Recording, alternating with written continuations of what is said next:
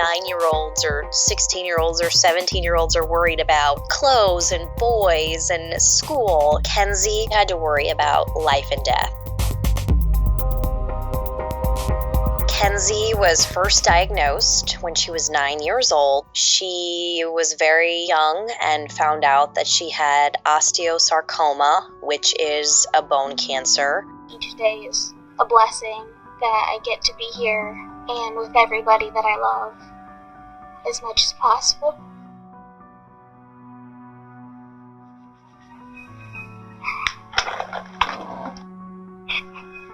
I worry about her. Because with her type of cancer, once it's back, it keeps coming back. This is more than anyone can really absorb, even as an adult, but imagine being a 9-year-old and finding out this kind of news.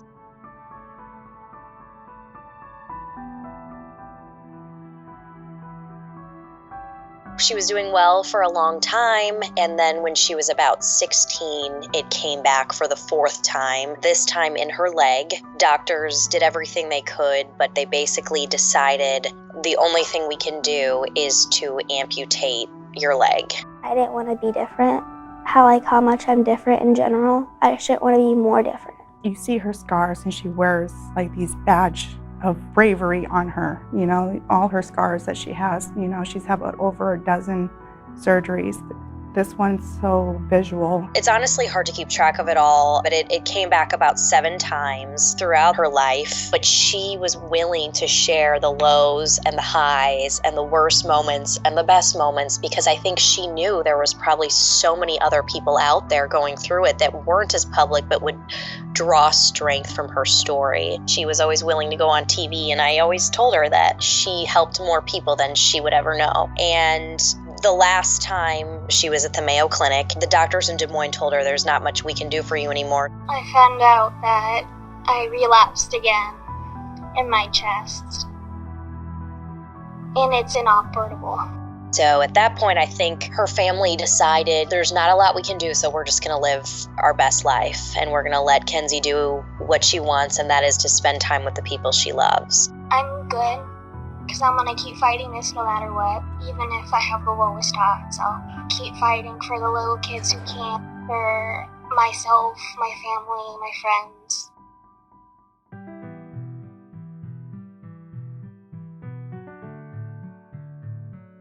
The more we get, the better.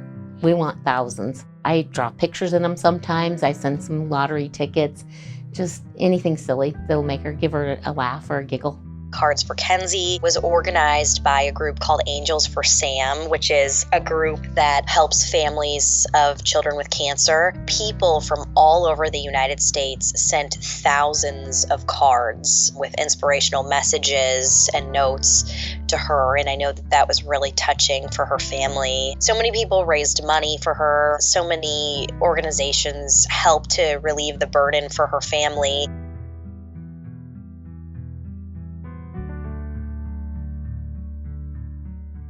I've always wanted to go to prom, and because of all those like high school movies that you see everybody having like the time of their life at prom, that I wanted that too. She missed out so much and missed out on the other dances and stuff, and she's like, I'm not missing out on this one. She was really, really sick then too, but she loved makeup. She would spend hours doing her makeup, and so prom day was no exception. She went all out, had gorgeous makeup, gorgeous hair, gorgeous dress, and she was just so excited to go to prom and be normal. One of her best friends who battled cancer with her was there too. Kenzie is the person that is always there for you no matter what.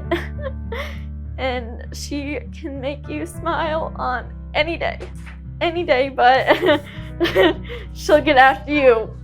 She'll get. Kenzie's been very special. She's gotten us through a lot. She means so much. The Altoona Fire Department, the Altoona Police Department, they lined up their squad cars and banners, and they kind of sent her off to prom, which was really special. And she was voted prom queen. I think I said this at our celebration of life. I said, has anyone ever seen a more beautiful prom queen?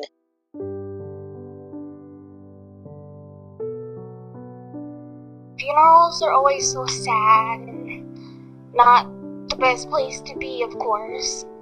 but I want to know what people have to say, and that I want to know the memories that they have of me and that I've shared with them. The celebration of life came about because Kenzie said, I want to be there when all my loved ones come together and tell me special memories and how they feel. Hundreds of people came. She was not feeling well and she didn't have a lot of strength.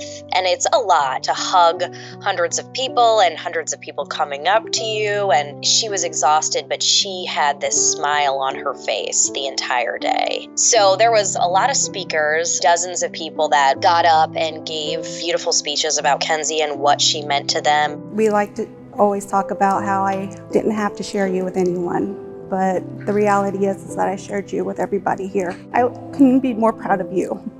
The person you are, your determination, your sass, your heart, just you as a human being. I was fortunate to give a speech and I thought, oh wow, how do I sum up this and how much she means to me? I remember walking into the hospital room and seeing Kenzie. You were so small, so tiny, and so sick, but you had this huge smile on your face. I believe there are angels on this earth that God sends to teach us all something, and you are one of those angels. And I want to thank you for showing us what a real life angel looks like. It means the world to me, knowing that I gave them something that I didn't realize I was giving them and doing for them. It just warms my heart. Her real bucket list was really just to be a teenager. She didn't want to be sick in bed. She had mentioned to me a couple times, I love Ellen DeGeneres. I think it would be so cool to meet her and be on her show. So we thought, well, that's a wish that would be fun to grant. So there was a lot of social media chatter sharing Kenzie's story. The producer said, we can't promise anything. We don't want to get your hopes up. But Kenzie and her mom texted me after the show and said, Ellen ran up during the commercial break and hugged her. And so they were ecstatic. And I was like pacing around all day, so nervous. So when I found out that she actually got to give Ellen a hug and she got to meet her, I thought this is perfect. So I'm gonna start crying. But so it was a really special day.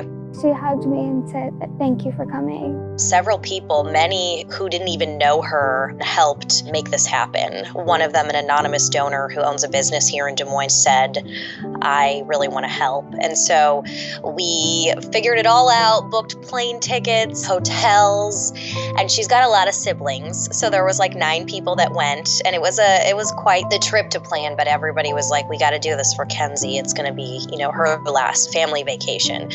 So she got to go, and they went to the beach, and they did all kinds of fun things. It was magical. It was probably like the best trip I've ever taken. And to watch them all smile and just genuinely enjoy each other. No phones, no distractions, just pure laughter and joy. And that was the most amazing moments. It was just a lot of laughter and a lot of happiness and a lot of enjoying the moment. So I'm so glad that she got to do that.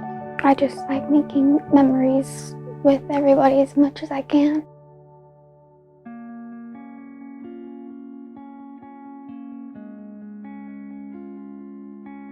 The last time I saw her, I went to visit her and she was like chipper and she's like, hi, Laura, when I walked in the door, and you could tell she was weak, but she really never let you see how bad it was. She still smiled. She said, I'm going to continue to fight. I'm going to continue to fight.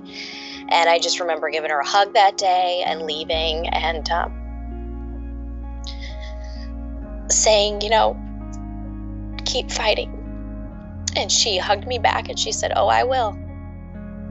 And then I found out a week to 10 days later that she had passed away. I know that her mom and her sisters, her family, they were with her at the very end. Her mom said that she held Kenzie, as she took her last breath. She was surrounded by the people that she loved the most in this world. I've really been so fortunate in the almost 10 years that I've been a reporter that I have gotten to know some of the most amazing families. And Kenzie has had the most profound impact on me just because we became very close. And it was like her family was family to me. The fact that she trusted me enough to share her story for all these years is just, I'm so grateful for that. She's so important to me, and Kenzie demonstrates that despite everything you're going through, you can still smile and be grateful for the life that you're given. She never in front of me said, you know, why me? I know she probably struggled privately at times, but she always used it to be positive and to move forward and to advocate for children with cancer. So many little kids younger than her that were battling cancer idolized her because of her strength. So the takeaway is her strength and her beautiful spirit are always going to be there. And she taught us a lot, and she still continues to. Nobody will ever forget my daughter, ever. You know, nor would I ever let them by any means, or anybody else that knows her. She's touched so many people across the United States, and she's an amazing little girl.